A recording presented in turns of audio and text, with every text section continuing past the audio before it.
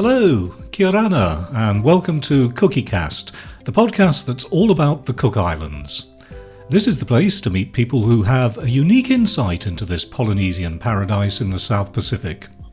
I'm John Roberts, and in this episode I'll be dropping in, albeit only virtually, on one of the most iconic establishments on Rarotonga, and finding out about its equally iconic owner. I'm talking about Trader Jack's Bar and Restaurant near the harbour in Avarua. Sad to say, owner Jack Cooper died in June 2022, but his legacy lives on, not only in the hearts and minds of so many, but also in a new book that's been decades in the making. Here to tell us all about that, and the larger-than-life man who was dubbed the Gordon Ramsay of the Rarotonga ecosphere, is his daughter, Vanessa Cooper. Welcome, Vanessa. Kia ora. Thanks for having me, John. Vanessa, I call Trader Jack's an iconic establishment, but there may be some people listening who have yet to visit, so perhaps you could start by describing it for us. It's a very distinctive place, both inside and out. Well, it was originally a place where a lot of the ships unloaded their cargo and was originally going to be called Lighters Limited because that's where you would see the boats coming and going, but they moved the harbour not too long through the construction of Trader Jack's, but it's essentially on Avarua Harbour. It's reclaimed land, so it's right. You feel like you're right out in the water, and you get these beautiful panoramic views. And there's always something going on there, from scuba divers taking off to people swimming to dogs roaming around, paddlers. It's just a really great place to sit and watch the world go by. You can hardly miss it because the name Trader Jack's is painted up in huge letters on the roof. Yes, Dad was always one for, a bit of self-promotion. So it used to be much easier to see, but, fantastically, the trees are growing. So at the time, I think a lot of people thought it was quite an unusual location, but it is right in the middle of the town. And so that's the benefit of it. You don't have to go far, because in Cook Island time, 20 minutes is like the equivalent of maybe an hour and a half or an hour commute for the rest of us. So, being central is really important, and a lot of self-promotion to make people remember it's there. Talking of self-promotion, there's quite a few distinctive things inside Trader Jack's, including a sign where your dad was claiming to be the island's harbour master. Yeah, well, Don Silk did seem to think that he was the harbour master, but, I think history will show that Dad was the true harbour master. But no, he made his own claim to Avarua Harbour and had a bit of an ongoing inside joke, which became quite publicly covered in the Cook Island News and other newspapers, claiming who is the real harbour master. But Don Silk had a wonderful relationship with Dad, and he liked to play a lot of practical jokes. And unfortunately, the other harbour master, the official harbour master, I guess, was the butt of a lot of those jokes. So, but they had a very good and close relationship, and he was a real legend. That was Don Silk. Sounds like another bit of brilliant self-promotion. Your dad, though, was a Kiwi, so how come he ended up in the Cook Islands? Yeah, he was born in Wellington, and but mainly raised in Auckland. So, strangely enough, even though he moved to the South Pacific at quite a relatively young age, he'd been in and around pubs since he was about 22. So. And it was a kind of a different time. It was a very hands-on job. It was very much about security issues. He talks a lot about having to deal with gangs and having to deal with just, arsehole customers and the like. And so he got an opportunity to come and manage the Rarotongan resort there. And that didn't last for very long. And then Dad was like, well, I'm here. I looked for other opportunities, and that's where he started the Weimar restaurant. And from the Weimar restaurant, he kind of went, well, why is nobody out on the ocean looking at the sun come down? And started thinking about what would he create from the ground up. And essentially, Trader Jack's came from that vision of dining and drinking by the sea. And that's why it's been so popular for 36 plus years as a place to connect and relax. And he has certainly driven people back in year after year, even if it is to get a bit of a cuff around the ears verbally. He could be very outspoken, shall we say that? As you say, this was very much a vision he had from his earliest days on Rarotonga. Was it difficult for him to realise that vision? Strangely enough, no. I mean, he makes a quote about something about the more I surround myself with good people, the luckier I am. And I think Jack's forte was in understanding people and in making mutually beneficial deals. I mean, he credits his former partner Sonia Ramana and as helping him find the location. But he just had a lot of business partners that would see his vision. He was very charismatic and he had a really good vision. So I think that he was able to kind of from the people helping build it and the earthworks through to the suppliers, he just had good working relationships with people. People enjoyed dealing with him, but he was also no nonsense as well. And so I think he gained a lot of respect because of the way he operated. Now, the bar opened in 1986, but no less than three times it's been smashed to pieces. And I don't mean by lively patrons, but by the forces of nature. He was hit by some of the worst cyclones the island has ever seen. And the first was just 7 months after your dad opened Traders. Can you tell me a bit more about that? Cyclone Sally was in 1987, right at the start of the year, so the 1st of January. And that was quite serious and was sufficient enough to, and early enough in the Trader Jack story to be going, oh my God, what have I got myself into? And I'm sure, you know, Dad was very stressed at this time, but he continued on, and there was, fights with not just insurance, but how how long it took to get an insurance payment out as well. That first cyclone left him $1 million in debt. So how come he didn't just give up? That is one of the enigmas of Jack Cooper that no one will ever really know. I think that he had lots of opportunities and could have left the island completely. But I think he found something in Rarotonga that really worked for him. He loved the people, he loved the culture, he loved the way of life. And so I think that he believed enough in the vision of Trader Jack's to go, no, no, no, no, no, I'm not going to get knocked down and get back up again. In a way, it was a challenge to him, I think. So he did keep going on. And the that was followed by Cyclone Pam. And then the last one, the big one, was Cyclone Mina, and that was in 2005. So I guess if he knew in 1987 that there would be another two of these to come, there probably would be no Trader Jack's. But each time he weatherproofed the restaurant more and more, and he looked at ways of how can I pack down and build back up. He even developed a hydraulic bar where he would be able to lower and then freight out the bar in total. Obviously, you'd probably remove your glass bottles and things, but the kitchen and all of the toilet block were all detachable.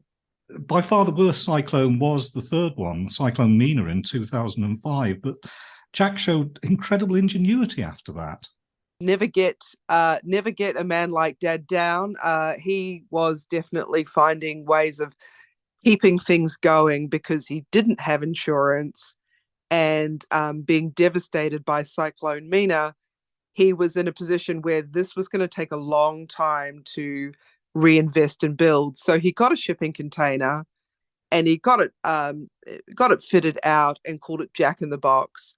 And then he would just deliver ice and actually when they first opened it, he just said, oh, BYOB, like let's just bring your own. and we'll figure it out. But we're going to celebrate. He made sure he was kind of he helped people feel hopeful after the cyclones. Just business as usual. Hey, we don't have a building, but let's have a drink and let's have something nice to eat and be together. A meeting place of the Cook Islands. Talking of a meeting place, from the earliest days, traders became a real meeting place for the movers and shakers of the islands. And I believe it was once referred to as the second houses of Parliament.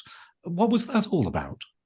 Yeah, Traders was in great proximity to a lot of important agencies, both public, legal, and civil. A lot of the business managers, etc., were in that area, and so Trader Jack's became, in a way, a convenient place to enjoy a meal or have a drink. So there was some criticism that there was some kind of undue influence that was happening over at Traders, and that being over there should be circumvented in some way, and that's where it became known as kind of the second Houses of Parliament, because there was a lot of debating that would occur, and sometimes some very open discussions would happen over there. And like, for instance, the Law Society has always had their drinks over at Traders, and so it is a very small place, and it's always interesting how politics and business is done. So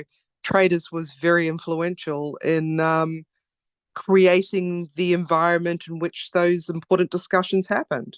Didn't it even get mentioned in the official record of parliamentary proceedings in Hansard? Yes, yes, that is in the book, and Dad was very proud of being entered into parliamentary record for the influence over parliamentary decision making. So you talked about all these people who saw it as the meeting place to go to, but in the earliest days, it seems that not everyone was welcome. I heard about a system that Jack had of red and yellow cards, a bit like in football. Jack, as a publican, was very good at welcoming you in, but equally good at welcoming you out. And so, ever a kind of a jokester, and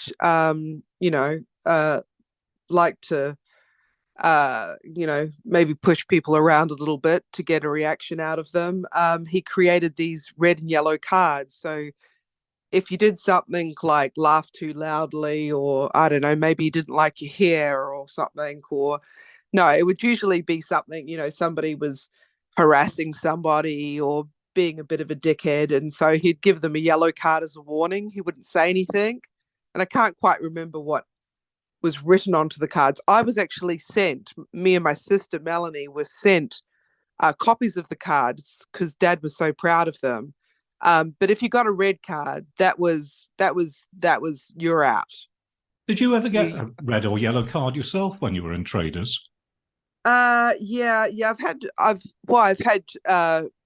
a yellow card for sure, and I definitely did get a red card. Dad very firmly telling me leave the one-liners to me because I was getting a few laughs. So yeah, I did get told to leave the premises on that day. So it doesn't take competition well.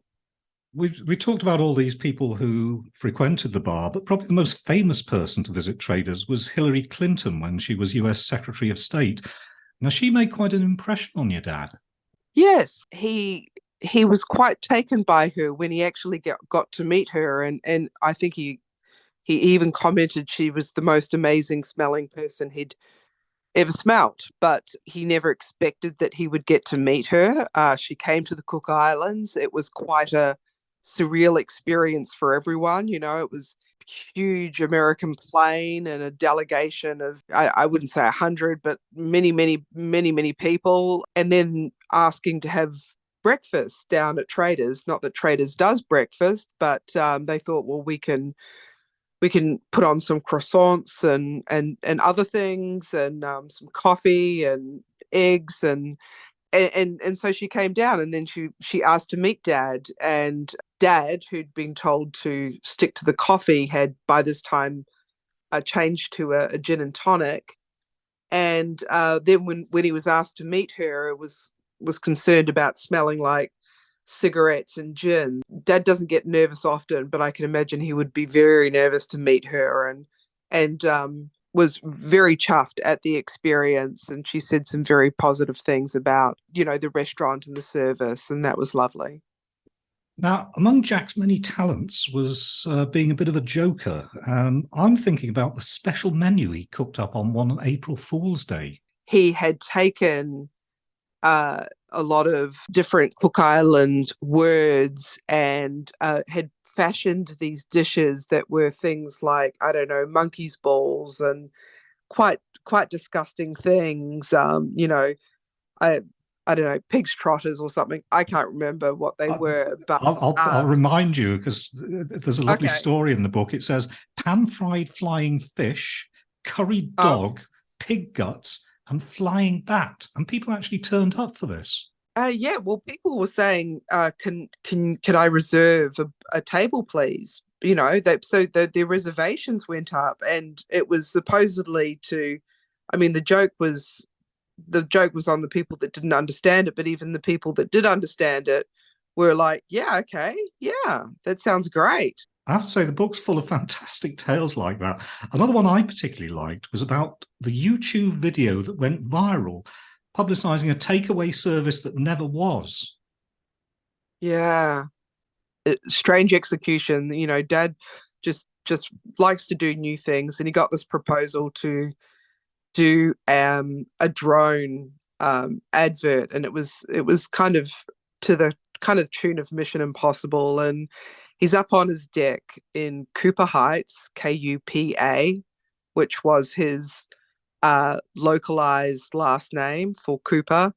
And he's up at Cooper Heights, and he calls down to traders and says he wants a poke bowl, which is a Hawaiian dish, similar in many ways to like bento and other Asian dishes. And it has Rosa getting a drone and delivering it up. And it's just, there's these moments of really hilarious little moments. And in the end, Dad's, eating his poke bowl and drinking his gin. And but it's really well filmed, and I know Dad would have loved to have done a lot more of those kinds of things.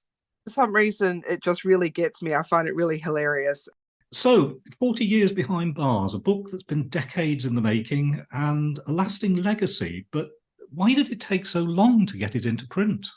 Even when I was sitting with him at the end of it all in 2019, where we had some sort of formulated book there, he kept adding stories and he kept adding stories. And it felt like there was no easy time to go, yep, okay, that's a book. There was always more. And so he went from 30 Years Behind Bars and actually did an interview on Radio New Zealand talking about his book, 30 Years Behind Bars. But the process of just kind of continually wanting to try and add and have new stories. It was just kind of, and even at the end, he had me interviewing people from fisheries and was talking a lot about the environment and the Pacific Ocean in particular, and the environment. It was just he could have kept going and going and going, and that's why I say the book isn't perfect. It's largely just to 40 years of an amazing journey through pubs in New Zealand and running such a kind of landmark watering hole in the Cook Islands. But it's a pity he's no longer with us, because I really do think he could be fitting in another 40 years worth of hilarious anecdotes and really great insights about a range of things. Trader Jack Cooper. My thanks to Vanessa for sharing that insight into a man who became a living legend. Vanessa talked about how Jack bounced back after those devastating cyclones, and in the book he tells how, after Cyclone Sally, he was forced to spend some time away from Rarotonga to make ends meet. It was while working at Expo 88 in Brisbane that he had what he calls a profound cultural experience, watching a drumming and dance performance by Cook Islanders, and that convinced him he needed to return to Rarotonga. So, let me leave you with an example of the type of drumming performance that inspired Jack. I hope you'll join me again soon for another Cookie Cast, when I'll be chatting to another guest with a fascinating insight into the Cook Islands. Ka kite.